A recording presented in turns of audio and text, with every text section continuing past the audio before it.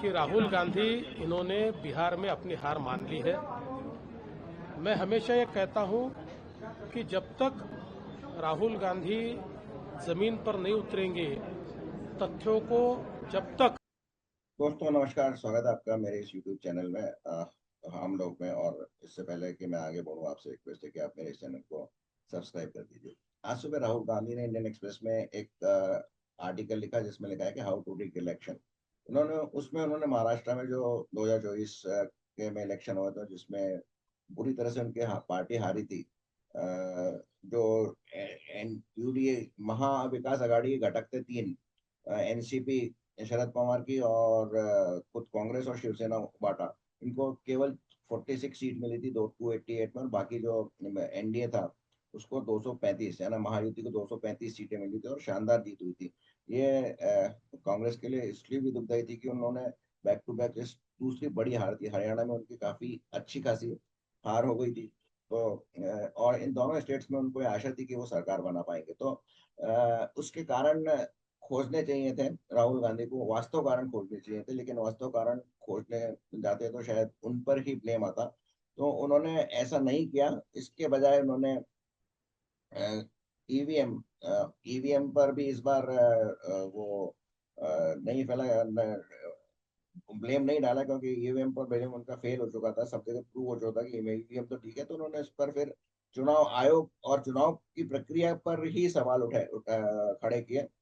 मैं आपको उनका जो आर्टिकल और जो ट्वीट है वो दिखाता हूँ, लेकिन इस वीडियो के अंत तक बने रहिए, क्योंकि इसके अंत में मैं आपको जो इंटरेस्टिंग जवाब दिया है देवेंद्र फडणवीस ने वो सुनाने वाला हूँ। तो बने रहिएगा वीडियो के अंत तक, और अब मैं आपको वो ट्वीट और आर्टिकल शेयर करता हूँ। तो ये जो है वो राहुल गांधी का ट्वीट है, आपको सामने दिखाई दे रहा होगा। राहुल गांधी के ऑफिशियल ट्विटर हैंडल से, इसमें ब्लू टिक भी है। तो शुरू करते हैं, इसको मैं पढ़ता हूँ आपके लिए। How to steal an election, किस तरह एक इलेक्शन को चोरी किया जाए। Maharashtra assembly election in 2024 were a blueprint for wrecking democracy. My article shows how this happened step by step.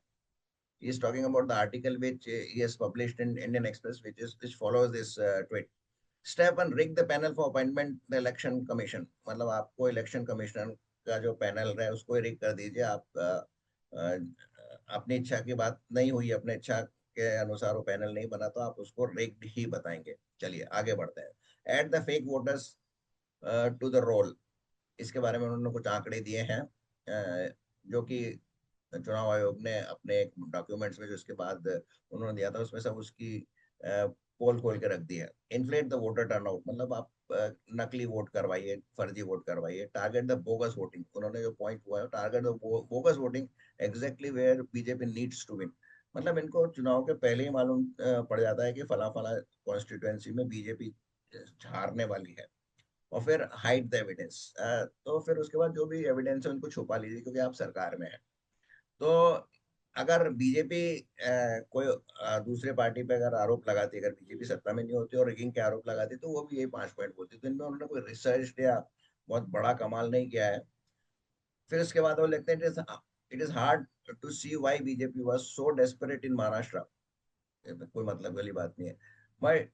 But rigging is like match fixing. The side that cheats might win the game, but damages institutions and destroy the public faith in the result. Philosophical statement है। All concerned Indians must see the evidence, judge for themselves, demands answers. Bharat में मैंने अभी कहीं नहीं सुना कि किसी समूह ने या किसी दूसरी पार्टी ने या किसी इस तरह कोई आंदोलन चला हो जो महाराष्ट्र में ड्रिंकिंग हुई है उसके बारे में बातचीत कर रहा हो। लेकिन राहुल गांधी लोगों को कह रहे हैं, और लोग तो देख रहे हैं राहुल गांधी क्या कह रहे हैं। जो अभी वो ऑपरेशन सिंदूर के बारे में, सरेंडर नरेंद्र नरेंद्र सरेंडर, जिस तरह की बातें कर रहे हैं, लोग देख रहे हैं। आप राहुल गांधी चिंता मत कीजिए, लोग सब देखते हैं, ये जनता है, ये सब जानती है। Because the match fixing of Maharashtra will come to Bihar next, and then anywhere the word is then where the BJP is losing. अब उनको जो एक्चुअली चिंता सता रही है कि अगर बिहार में जो उनको सामने हार दिख रही है, तो उसके प्रियम कैसे करें अपने नाकामियों को। वो लगता है कि इस स्टेटमेंट में जाता है, और यही देवेंद्र फडणवीस ने भी कहा है, match fixed elections are a poison for any democracy. हाँ सही बात है, इसमें क्या है, नया क्या है। इसके बाद ये आर्टिकल है, देखिए इंडियन एक्सप्रेस के पेज नंबर 11 पर, मैच फिक्सिंग महाराष्ट्र में, राहुल गांधी जी की फोटो भी है दाढ़ी में। और अच्छा आर्टिकल जरूर, जिसने भी लिखा है उसने अच्छा लिखा है, अ, अच्छा लिखवाया है उससे, मतलब कुल मिला के आजकल तो एआई से भी लिखवाया जा सकता है, आप कुछ भी अपना आइडियाज बोल दीजिए, बाकी एआई पकड़ लेती है, तो ये उनका है। तो कुल मिला के जो फडणवीस जी ने कहा है उसको सुनिए आप, और मैं आपको इसके बाद सुनाऊंगा, तो सुनाऊंगा, देखिए और अपनी प्रतिक्रिया जरूर मेरे उसमें लिखिएगा। बहुत बहुत धन्यवाद। कि राहुल गांधी इन्होंने बिहार में अपनी हार मान ली है। मैं हमेशा ये कहता हूं कि जब तक राहुल गांधी जमीन पर नहीं उतरेंगे, तथ्यों को जब तक वो नहीं समझेंगे और जब तक अपने आप से झूठ बोलेंगे, अपने आप को झूठा आश्वासन और झूठा दिलासा देंगे, तब तक उनकी पार्टी कभी जीत नहीं सकती। उनको जागना ही पड़ेगा, यथार्थ समझना ही पड़ेगा, नहीं तो ऐसी बेसिर पैर बातें वो हमेशा करते रहेंगे, हमेशा झूठ बोलते रहेंगे, हमेशा मतदाताओं का अपमान करते रहेंगे।